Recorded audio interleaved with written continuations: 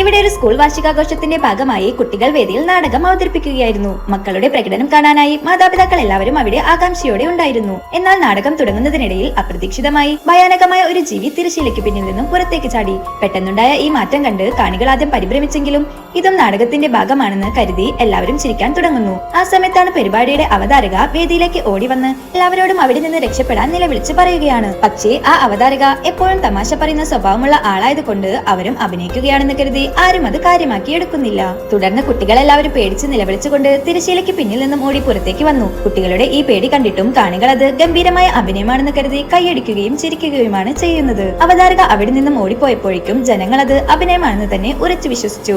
എന്നാൽ പെട്ടെന്നൊരു കൂറ്റൻ ജീവി വേദിയിലേക്ക് ചാടി വീഴുകയും പിന്നാലെ അത്തരത്തിലുള്ള കൂടുതൽ ജീവികൾ അവിടേക്ക് വരികയും ചെയ്തപ്പോഴാണ് അത് അഭിനയമല്ലെന്നും തങ്ങൾ വലിയ അപകടത്തിലാണെന്നും എല്ലാവർക്കും മനസ്സിലാവുന്നത്. അതോടെ സദസ്സിലുണ്ടായിരുന്നവർ പേടിച്ചു നിലവിളിച്ചുകൊണ്ട് തങ്ങളുടെ ജീവൻ രക്ഷിക്കാൻ അവിടെ നിന്ന് ഓടി രക്ഷപ്പെടുകയാണ്.